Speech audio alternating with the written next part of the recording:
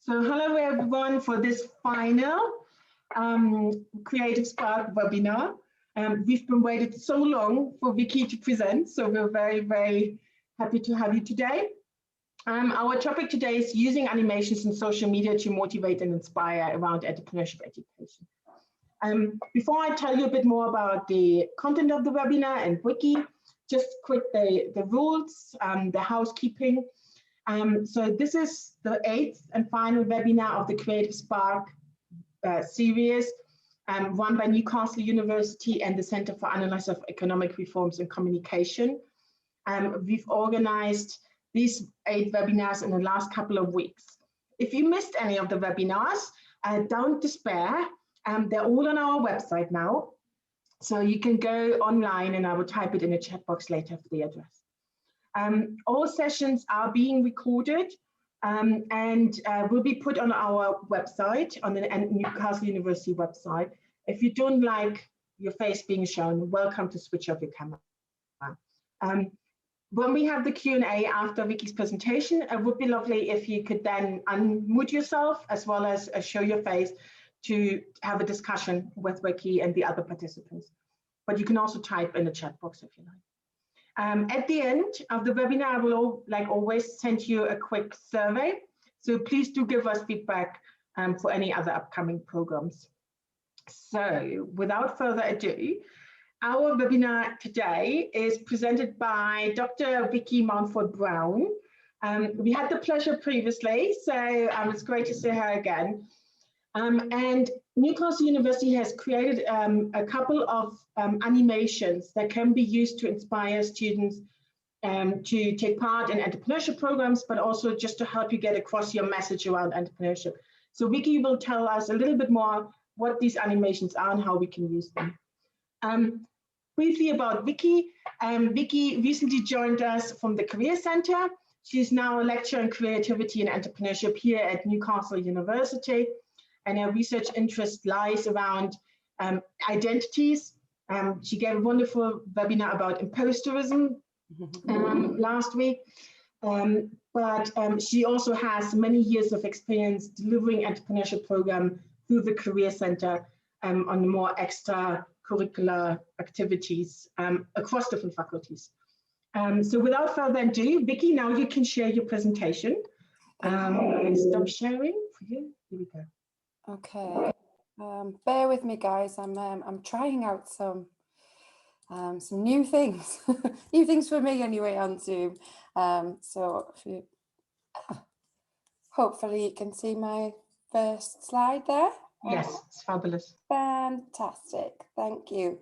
Now, before we start, I just wanted to formally say a massive thanks to all of the Creative Spark team, particularly here at Newcastle University, in particular Andrea, for helping to put together this webinar series, for keeping some really good communications going and keeping us reminded of what's coming up. And I think, you know, what you've put together here, Andrea, is absolutely brilliant. I'm really pleased that there's been, you know, a fairly constant weekly gathering now for maybe a month or two.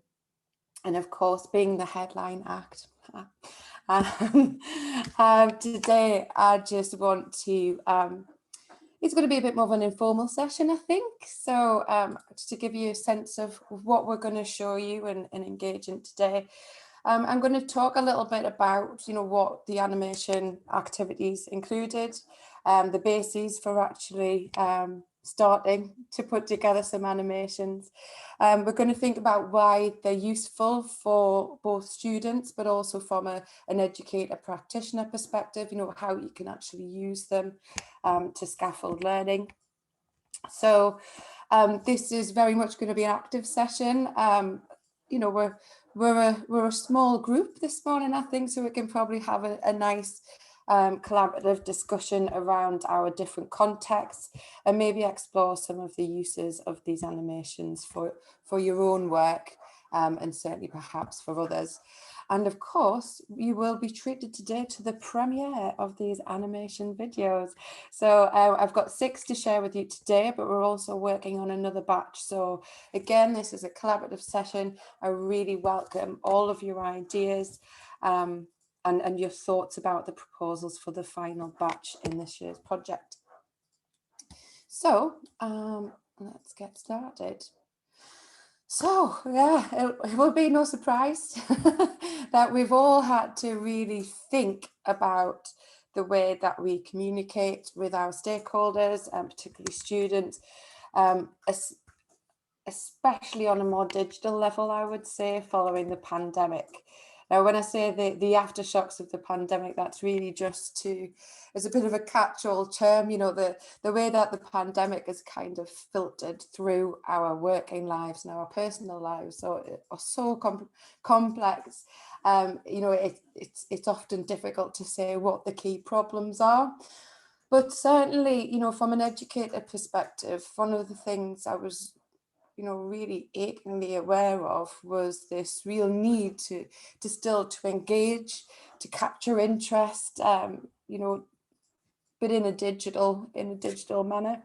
You know, those opportunities perhaps within the classroom, within different extracurricular activities, they had all but vanished, but we still have this need to gather interest and to engage people in the things that we do, because obviously we see this as incredibly important.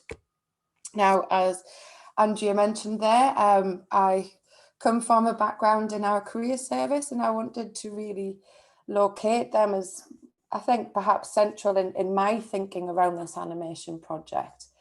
Now, I don't know what connections you have to your own career service. I think most of us on the webinar today are from Newcastle, but I don't want to leave anybody out.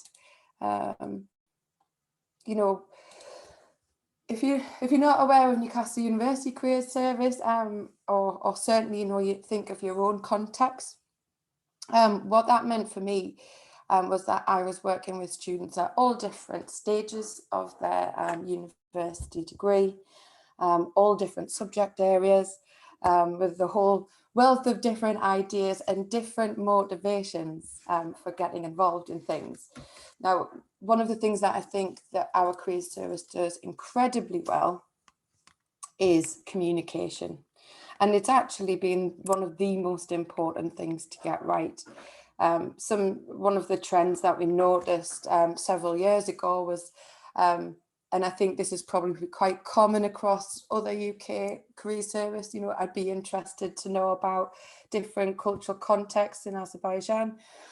But what we often find with career service is it tends to be those students who are right towards the end of their degree, and they're just thinking about taking that next step out into the professional world.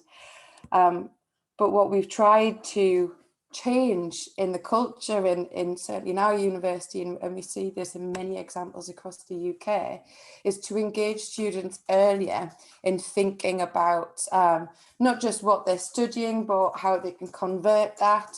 You know, a lot of our students aren't necessarily doing vocational courses. So the career service plays a really central role in helping students to increase their repertoire of skills, their competencies, so that they have some sense of how they can fit into professional life and what value they can add, what skills they can offer, regardless of what it is that they're studying for their university degree.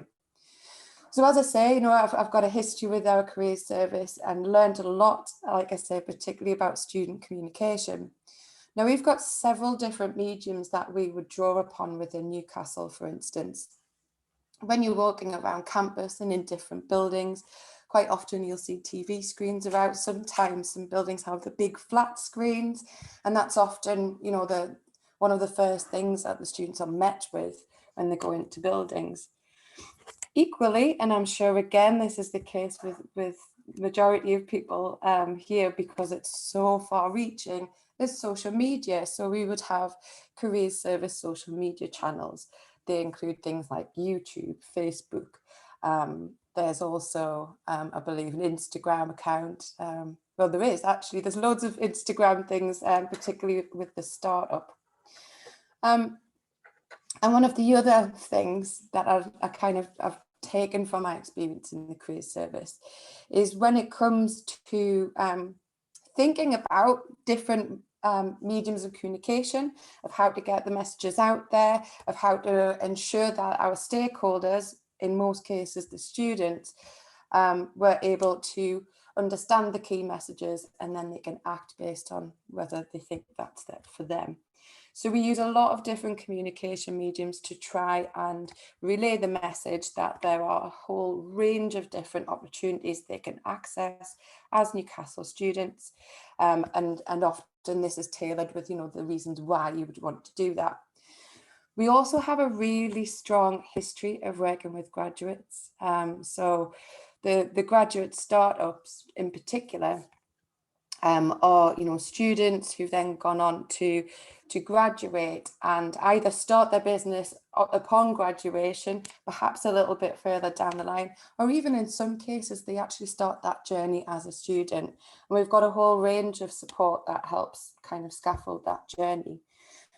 In our case, we were really fortunate to have one of our graduate startups as a collective of film producers. And that business has grown substantially. They've had, and this is the guys here, obviously you will have these slides, and that's got the hyperlink through to their website if you want to check them out. They're a company called Documentary. They've had some really impressive contracts. They do a lot of videos for the likes of our NHS and a few different government contracts. All kinds of things, really. Not only are they brilliant people, and we had that special, you know, personal relationship as having worked with them as a startup. They're brilliant at what they do, and often we would get them to come and create videos from events that we've done, like hackathons, so we could actually show the students what, you know, this experience looks like. You know, Newcastle's really good at using film through like promotional materials, showing kind of shots of the city, you know, to try and really entice potential students to come in. So we've worked with these guys a lot, we trust them, and more recently their portfolio extended to include animations. And this is where I kind of began to learn why we would, you know, why you would even use an animation, what is the point, and kind of how significant it is nowadays. And I'm going to touch upon some of that as we think about, you know, the why for different stakeholders.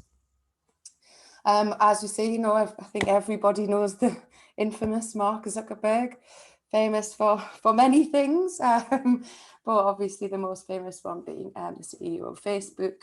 And, you know, back in 2017, he was outlining this as a mega trend. And I think, well, some of my stats I'm going to tell you about are perhaps, you know, a couple of years old, but we know what the last year has really done to digital. You know, the different ways that people have been engaging with it, the regularity with which we're engaging with digital is absolutely shot through the roof. You know, I'm sure we're all familiar with perhaps an older relative being trained in the art of Zoom calls. Is not often an easy feat, but I think it's a good example of, you know, just how far-reaching digital communication technologies really are, and the significance of that in all of our lives now. Oops, clicking on. So, I'm sorry about that. So before I go into, you know, exploring what we've done with our animations, it would be good to hear a little bit from you guys about your contexts. So I've spoke about, you know, some of the students and the stakeholders we communicate with, some of the platforms that we tend to use, but I'm really eager to find out, you know, who we've got here and what their particular situation is. So can we have a little bit from you guys? Okay, so if you can tell me first of all who you are and where you're from, and if you can give me an insight into perhaps some of the challenges that you faced in terms of communicating with your stakeholders, and what kind of digital mediums you're either starting to become familiar with or you use quite a lot when communicating with these stakeholders. Hi Vicky, I'll go. So I'm Jacqueline. So I am the communications manager for the National Innovation Centre for Rural Enterprise. So, and I've got a couple of colleagues on the call as well. So I think for us, it's that obviously NICER, as we call ourselves, was formed last September.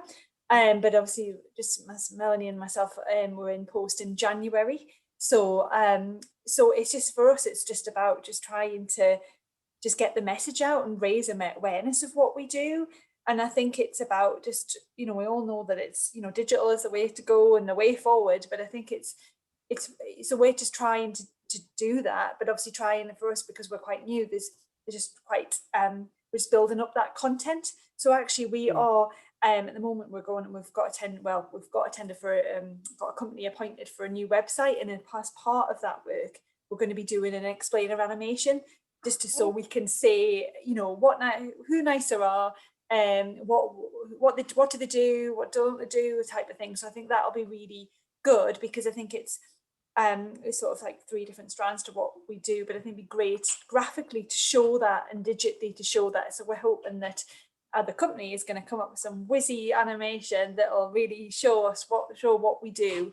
So I think for this was just really to show, I think obviously we know that, animation, it's great to do that, but just really just your experiences and how that's helped to get that message across. I mean, previously I worked in the NHS, and, we did animations quite a lot, but I think it's just trying to, it's probably this is the first time we've said, we haven't done one before, so this is going to be really a blank canvas. What can we do? And it's our way of really actually saying what NICER does. So that's probably where we're at. That's brilliant. And so when you talk about like your key stakeholders, who would you say like you're trying to get the message of NICER to? Well, I think it's we've got a lot of stakeholders, so we are trying to influence like policy in rural enterprise. So we've got policymakers or government, we've got community groups, we do innovation projects with sort of community groups. We want to engage with businesses, so that's individual businesses, but probably more on the sort of business support organisations level. They're sort of the main. Have I missed anyone, Melanie? No, I think the only other one is other key sort of rural groups. So things like Rural Services Network or CPRE or National Parks, that sort of CLA type things. I think the challenge for NICER is we've got multiple messages that need to go to multiple stakeholders, or similar messages that need to go to multiple stakeholders at the same time, but very different. So anybody from really, as Jacqueline says, an individual running a business in rural areas, right up to central government.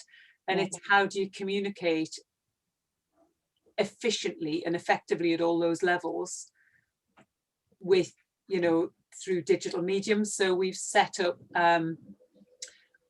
we've got a website already through Newcastle Uni, through NUIT, but we're literally have an inception meeting this afternoon for a new one. We've got the usual kind of LinkedIn, Facebook, Twitter accounts, but it's just how to communicate really. And I think one of our massive key challenges is NICER is an unusual concept, kind of linking those 3 elements of how do you take research out and make it useful for businesses and organisations and the government. The second bit is around the innovation projects and how do you firstly really engage with organisations and communities to see what they need, but then how do you then get the benefits of that out, and as those projects are progressing. So at the minute, I think across the country we've got about 12 on the go, ranging everything from a digital toolkit for resilience for businesses through to actually linking up 100 village halls with PV panels and batteries, and do you know what I mean? So they're very diverse. Yeah. And the third key element really is around working with businesses and organisations on the ground to look at, is policy right?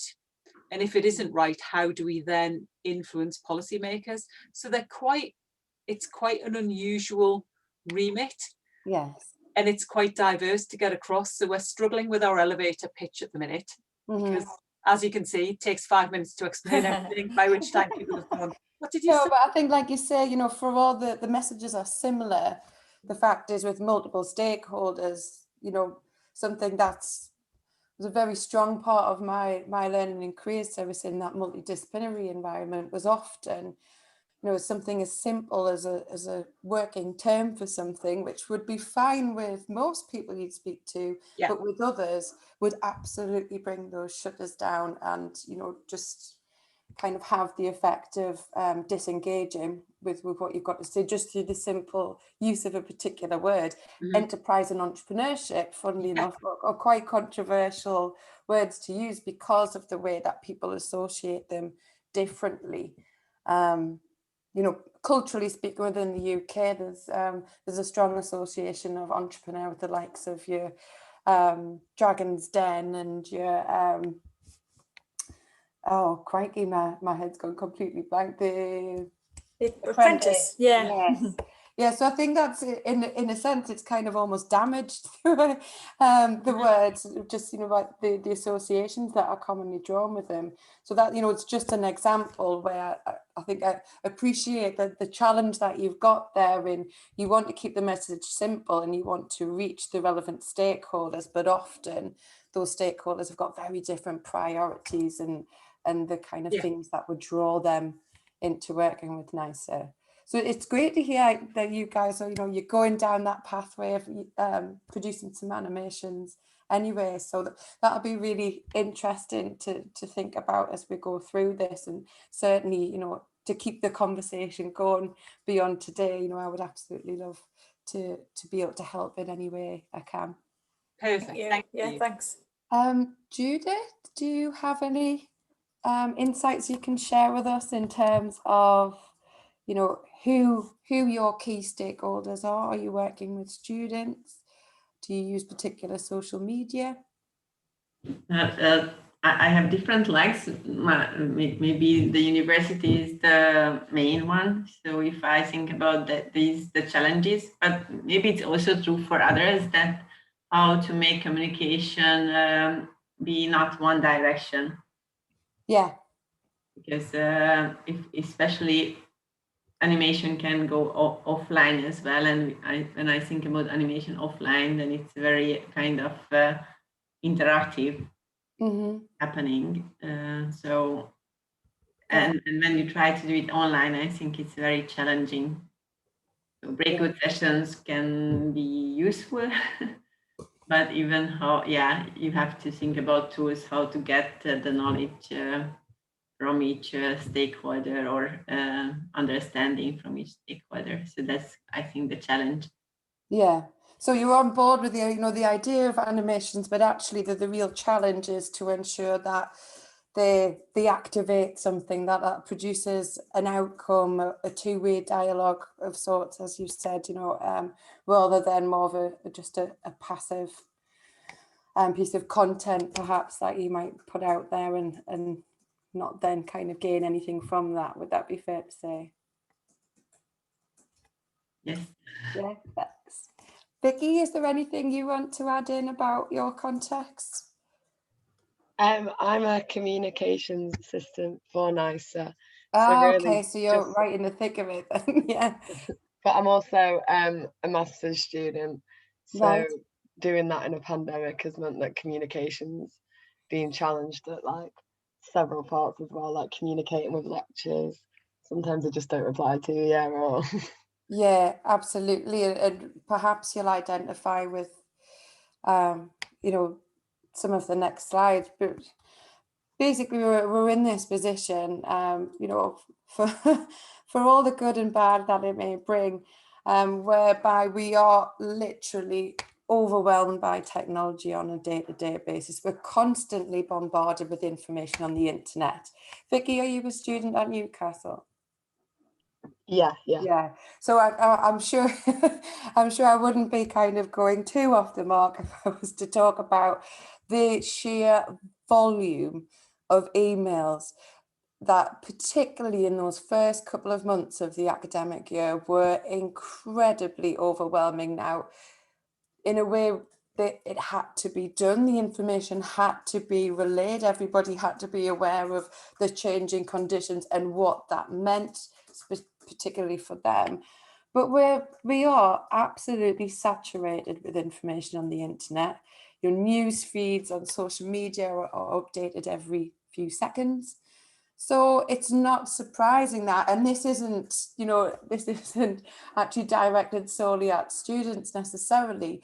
We're all, because of this kind of digitized culture, because of these updating news feeds, just the way that we consume social media tends to be in rapid outbursts of information. So it's not surprising that internet users at large have a super short attention span and prefer not to spend too much time looking at written content. Even slides, we've all been a victim of those slides which are heavily laden with text. And, we've all spent a year living our lives on Zoom. It can become quite a strain on the eyes, a little bit overwhelming at times. And because this past year has been so incredibly overwhelming in lots of different ways, we need to find ways to ensure that those messages are clear, that they get across, and I dare say enjoyable in the process. So like I say, it's not surprising that, the short attention span is produced.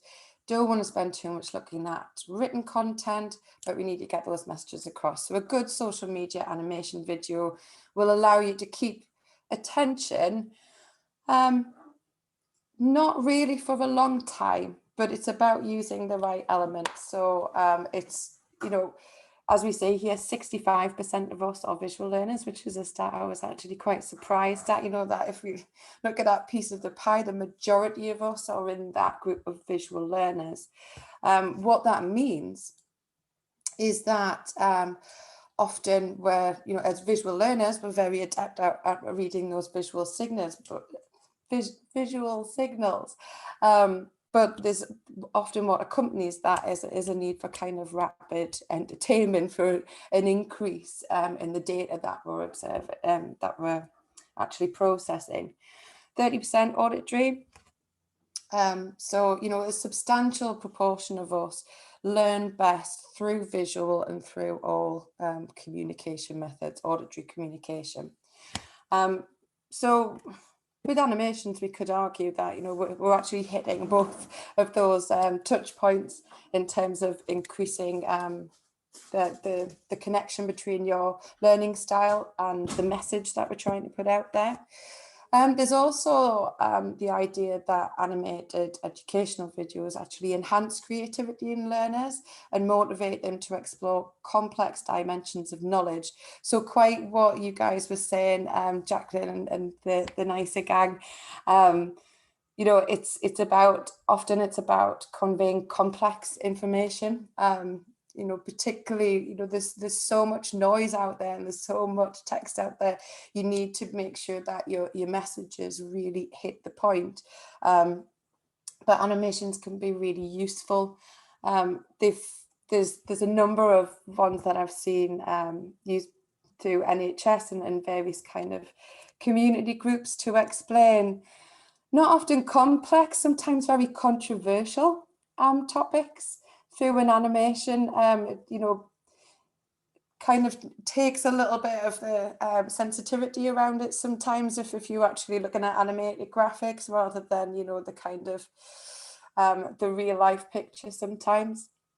So they can be really useful in simplifying what it is that you need to convey and to help tackle sometimes those particular words or ideas that can cause a lot of confusion. And boy, have we lived through that over this past year. I remember actually in the early days, there were a number of really useful videos, I thought, started hitting social media to explain to you how viruses work and how you know, how things can kind of steadily grow. There were different videos that I saw about ways to actually tackle the virus. And I think at a time where there was just so much information, people were incredibly confused, anxious, nervous. You know, there was all kinds of competing information through social media, through news broadcasts, you know, the death toll on the radio every like hour or so. You know, I think we've been through quite a lot over this past year. And from just a very personal perspective, I definitely found some of those short clips, those videos, really useful in just actually saying, right, let's cut out all the noise. This is what you need to understand. So I think certainly from a learning perspective, it's a really useful communication method. On a basic level, the human brain likes to be entertained. You know, we like to watch nice things. So you know, the brain loves interesting, impactful, dare I say, fun videos. You know, I think we're starting to become familiar with a whole range of different video content styles. I don't know if anybody here is willing to admit that they've looked at a YouTube tutorial a few times and learned a few things that way. I definitely have, but maybe we'll talk about that after the presentation.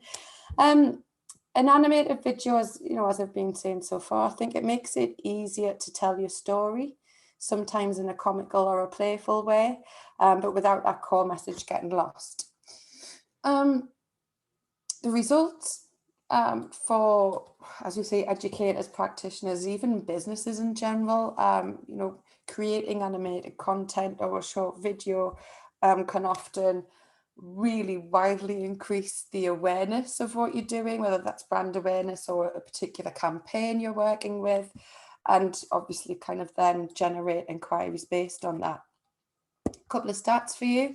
And these are old, so goodness knows what the stats currently read as, but views of branded video content increased by 99% on YouTube between 2016 and 17, 258% on Facebook.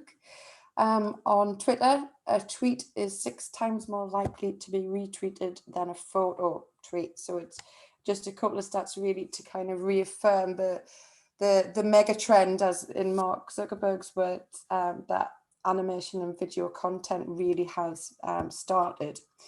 So one of the key purposes in using an animation is to emphasize the core message, but to actually do something, to provoke a reaction. Do you want somebody to share that video?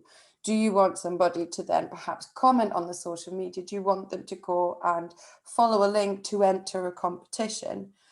So the animations, rather than being just kind of static content that you might just post for everybody's entertainment, if you actually scaffold your animation, i.e. you post around it, so you tell people why they should watch that or what they should do perhaps following that, it's a useful way to keep your posts more bespoke, to tailor them to whatever it is, you know, that you're trying to get your stakeholders to engage in.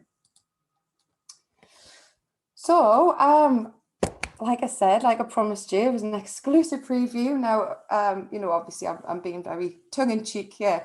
What I'm going to show you are 6 small animation vids we've got. When I say small, we've deliberately kept them small, and this is kind of part of the whole learning around video content.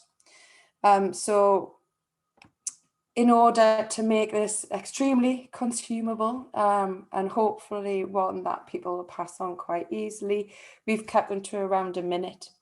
So that's been quite challenging. Well, certainly it is from my perspective. I'm one of those people that can write 1,000 words when really it should only take 100.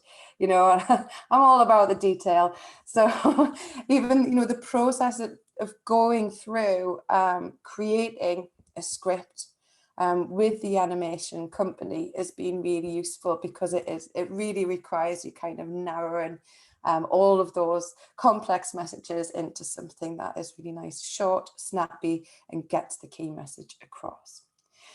So the 6 different titles that you see here, we kind of went across our team mainly to see, you know, what are the key milestones, the building blocks, if you like, of the entrepreneurial journey. If somebody's never really got involved with enterprise entrepreneurship education before, what do they need to know to be involved?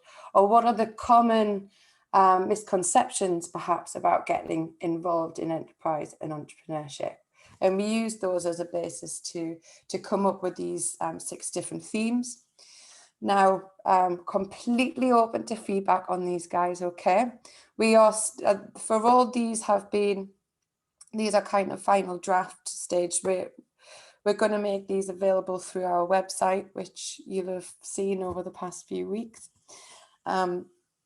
So we're going to be sharing these widely, and the idea is that, like I said before, they can be adapted for use for your own social media, just simply by scaffolding around them. You know, kind of, you can always tell them what Creative Spark is if you like, but certainly that it's the ideas behind them that we want to hopefully generate that impact.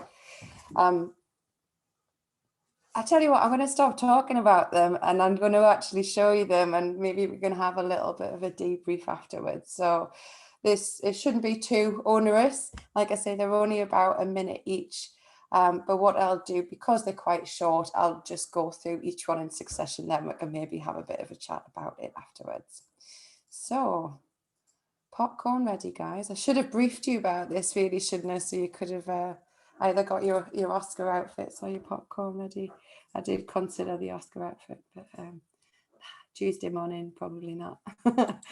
Okay, so let's see if this...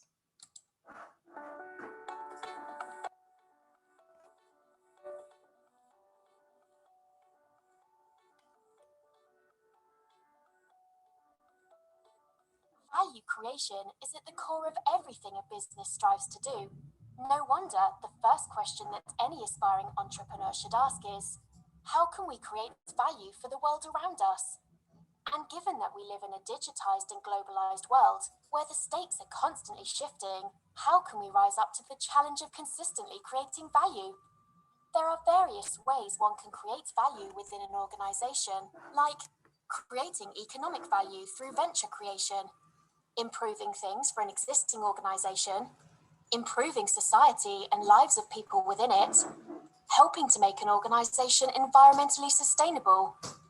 All the enterprise and entrepreneurship knowledge and skills, in some way or the other, revolve around the process of creating value. And for that, we need critical and creative thinkers. Could it be you?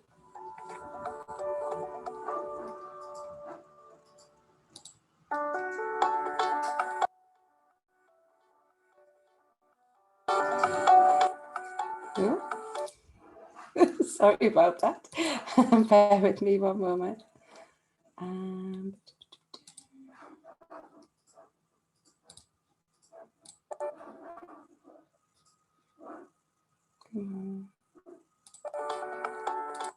we go.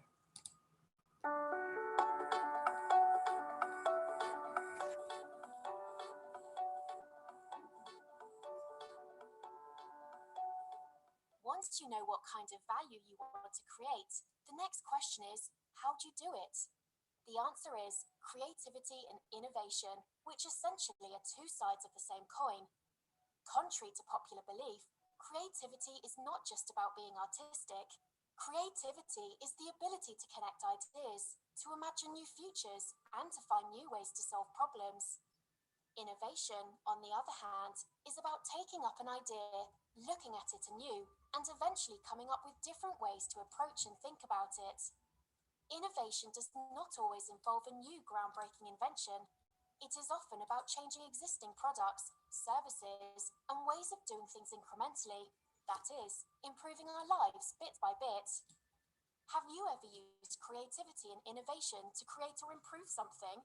Whether your answer is yes or no, the good news is the knowledge and skills for creativity and innovation can be developed. And, like everything else, these skills get better and sharper with practice.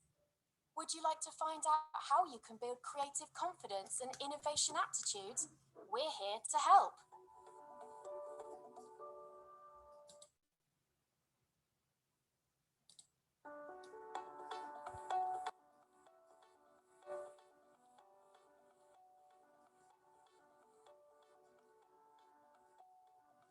Generating ideas is a process that happens differently for different people.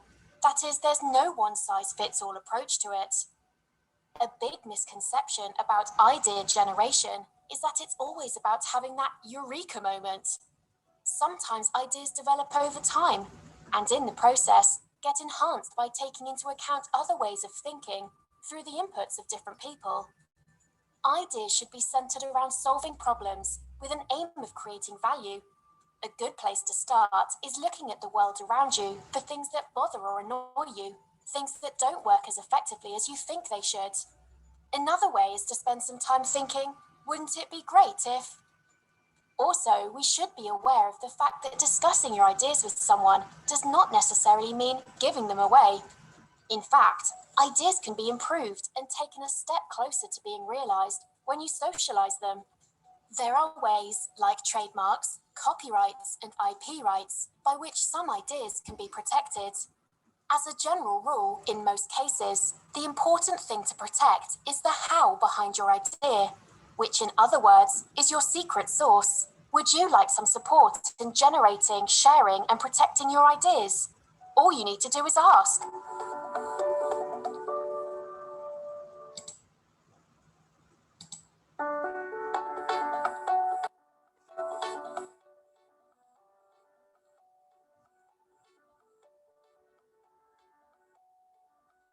Generating ideas is a process that happens differently for different people. That is, there's no one-size-fits-all approach to it. A big misconception about idea generation is that it's all... Oh, crikey.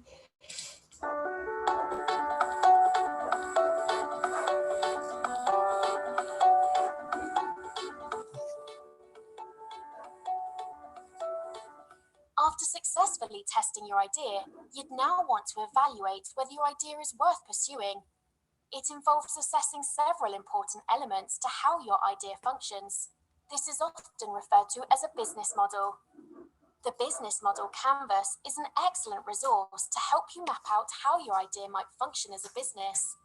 There are different kinds of canvases for different types of businesses, all free and easy to use. Some of the attributes you'd need to consider to build your business model canvas are the kind of resources you'd require, who'd be your working partners, your business's activities, the costs involved. Likewise, in order to ascertain the viability of your business, you'll also need to consider who are your customers, what is the value that you create for your customers, how will you ensure good customer relationships, how will you get your product or service to the customer? Above all, the business model canvas will help you and other stakeholders to understand how will the prospective business be sustainable and can generate enough revenue to cover costs and keep creating value. Would you like to evaluate your idea using a business model canvas? Just get in touch and we'll be happy to help.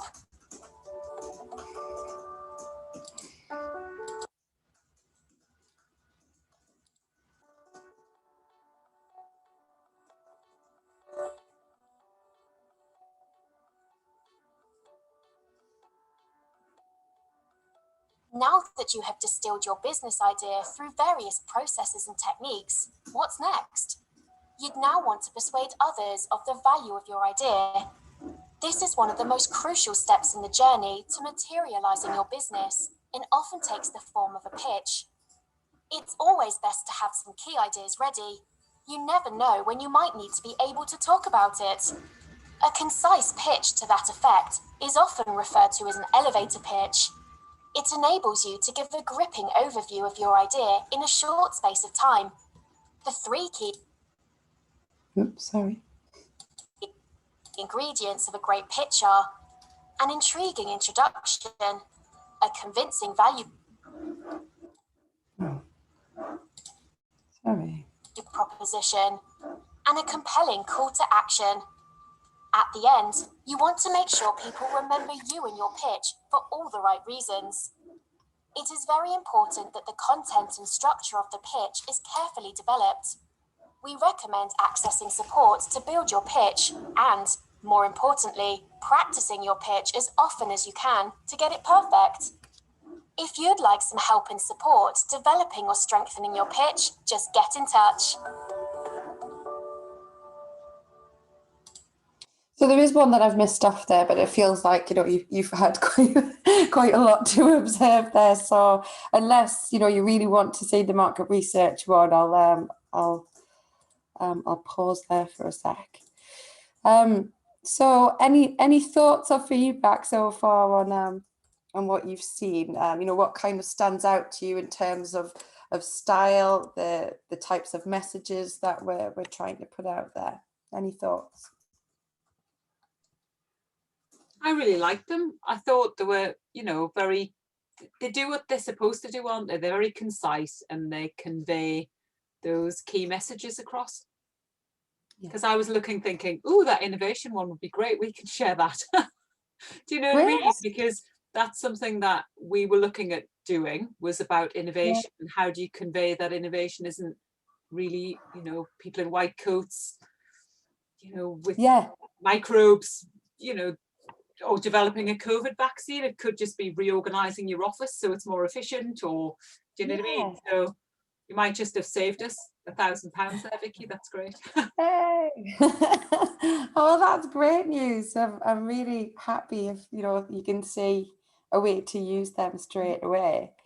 And I think as well, because obviously they're part of a suite, you know, so they all had the same. They're very much that they were part of a family, weren't they? You know, they've all the same, you know, branding and colours, etc. They were very much, you know, and that you could see that they all looked good together. So no, they were really good. Thank you. Are there any like other observations and you know, critical feedback is always welcome as well? Is there anything that perhaps you didn't see that you think might have been good? Obviously, apart from market research. I also enjoyed it, and I also like that the colors and you can see that this is from one organization. Yeah, I was thinking sometimes if I get a concrete example, because creating environmental value, but people bag I think is a good example for environmental value. So maybe if you have a very, very short example, like Melanie mentioned, that it's more, it's already catchable, but maybe it also helps you to get it more closer. And I was also the idea evaluation. I was thinking what it will be, and it was interesting to see the business model compass. And the pitching ideas. I heard that introducing yourself is not a good starting for a pitch. You have to give statistic for the problem. So there are, of course, different directions how you pitch well. You choose one. Even it's interesting because I am from Hungary, and one Hungarian startup, he said that business model canvas is a good also possibility for pitching if you follow the blog. So so it's interesting. So what the best start for a pitching? Wow. Okay. Well, thanks for that, guys. And actually, what you've just said there, Judy, kind of leads me into kind of what next, really. So I just wanted to share that with you, and obviously also offer if you have any suggestions, we're always happy to. I think it's good, and it's keep it short and simple. Yes. Oh, sorry, this doesn't seem to be working again. Bear with me a sec. Oh, we're going to play them again. Sorry, I've introduced some fancy little sharing element that I'm going to just get rid of.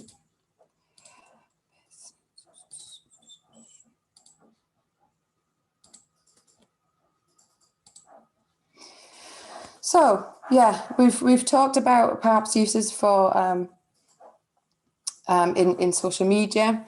So the ones that we find anyway that students seem to be more adept with, shall we say.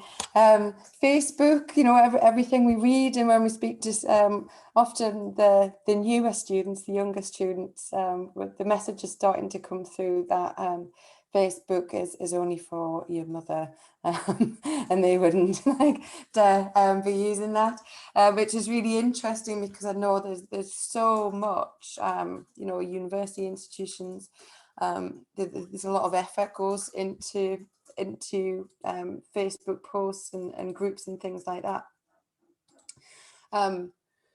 So it's, you know, I guess it's interesting to think about the evolving nature of the types of platforms that we use and who we're trying to specifically reach through those platforms. I think we're probably, I dare say, all familiar with the introduction of TikTok and the way that has just exploded over the last year in particular. But it's one of these very visual platforms that lends particularly well to this video and animation form of content. So this is how we envisage using this with different institutional social media accounts. And the idea is that we'll use these short clips just to kind of entice students to say, right, you know, there's a workshop now happening about how you can come up with new ideas, how you can connect with other people, how you can find some interesting ways of carrying out market research, or indeed, you know, digitizing market research now that we're doing so much online. So it's about it's using these kind of short pockets of information through the animation to direct them to particular resources or particular programs. We're also really hopeful that we're going to be able to reach people we wouldn't typically reach. And that is largely through our partnership with the Centre for Analysis of Economic Reforms and Communications, because they're not a university institution. And so their mediums of communications kind of reach beyond that. And that's something that we're really keen to try and reach budding young entrepreneurs who aren't, you know, in that university pathway, which I think is really important. There's a couple of purposes, I think, you know, whether it's just to kind of, you know, as a one-off to tell somebody about a workshop happening or an event.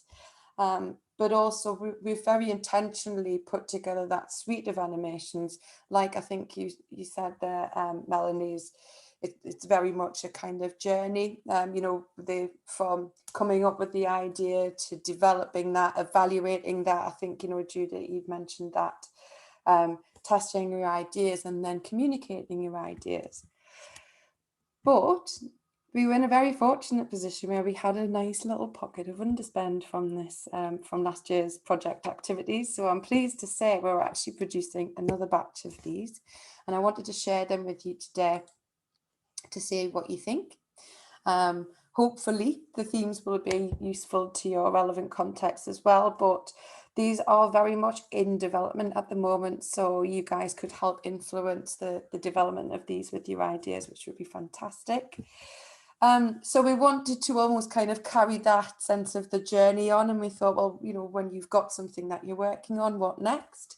So, so our, you know, the next one in the series is seeking investment and building a team. They're the ones that are probably more kind of further developed than the rest. But we also thought that mentoring, actually thinking about that really kind of social aspect of what it means to be a founder or an entrepreneur, and how important it is to kind of be network well and in contact with people that have that experience, because what, you know, hopefully we probably all know here on this call is that often the best plans, you know, don't always go according to the map that you've drawn out for them. And so mentoring is incredibly important to help kind of navigate those challenges and hurdles. Perhaps, you know, this is something that NICER to an extent, you know, plays that kind of role in working with businesses and entrepreneurs. So in draft form at the moment, we've got ones on social enterprise and entrepreneurial mindset. So the social enterprise element, I wonder if really we need to think beyond that. You know, just building on what you said there about environmental sustainability, environmental impact. It's so important. It's in everybody's kind of thoughts at the moment. It's such a big issue about environmental sustainability. Perhaps we should, you know, try and build some actual examples in there, as has been suggested today. The final one, I've just got question marks alongside it, just because we've kind of gone back and forth a little bit with this, because we've got enough funding to get a final 6 done. And one of the targets that we have within this whole Creative Spark funded project is to increase, I think they use the terms more disadvantaged groups within, you know, the kind of documentation. And there's apparently been a massive growth in female entrepreneurs within Azerbaijan, but the stats that the most recent stats that I've had view of anyway, still show that this is kind of falls below, you know, an average looking at global female entrepreneurship. So I know a couple of you mentioned there would be good, you know, some examples and things. So any thoughts about the next part of the series? Anything that you think is a really important message to get out there to anybody maybe beginning to cut their teeth in the world of entrepreneurship?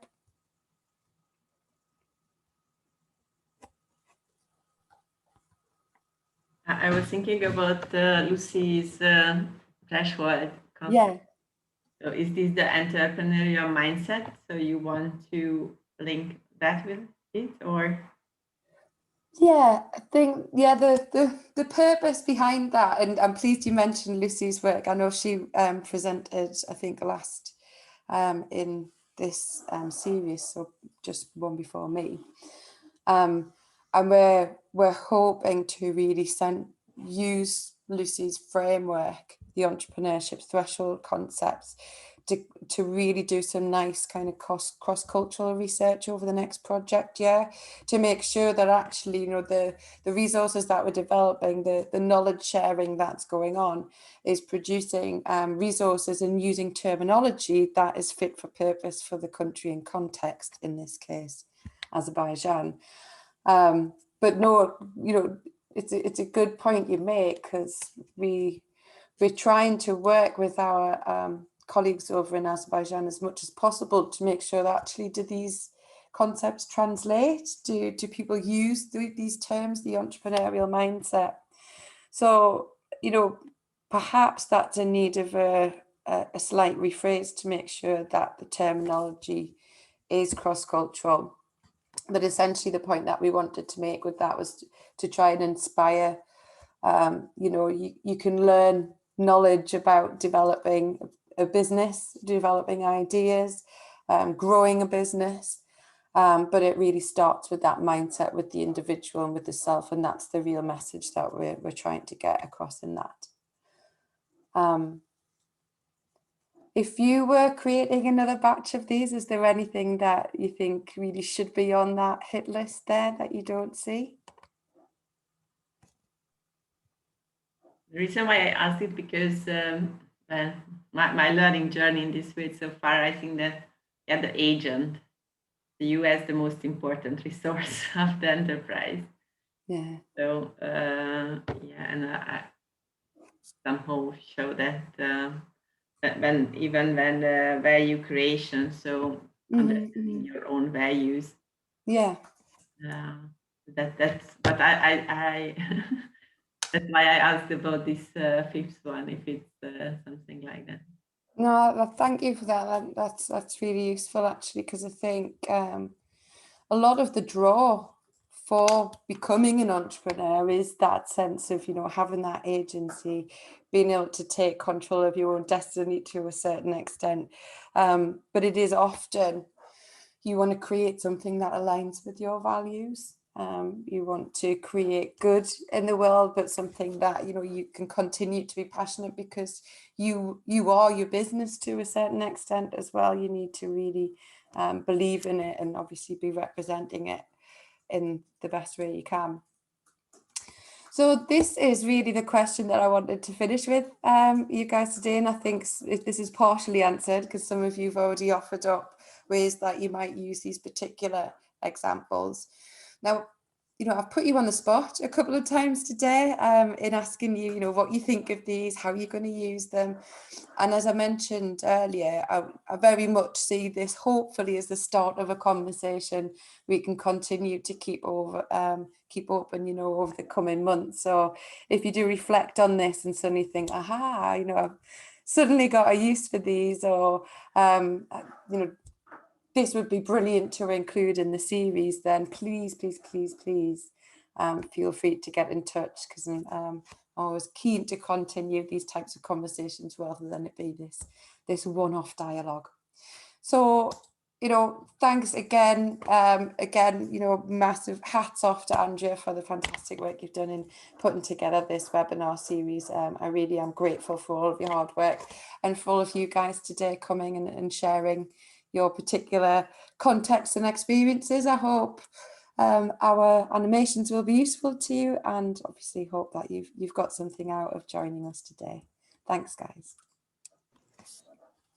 Right, so thanks everyone also from my side, and Vicky, thank you. Please be so kind and give us some feedback in the little survey afterwards. And do reach out to any of the speakers. So if you would like to follow up with any of, you know, with Vicky or Lucy or anyone, and you don't have their contact, just reply to any of my emails, and I'm happy to put you in touch. So thank you very much. It's been a real pleasure to have you over the course of the last 8 webinars and today, and I hope to see you again when we do a similar round, hopefully again in the future. So goodbye for today. Bye-bye. Thank you. Bye.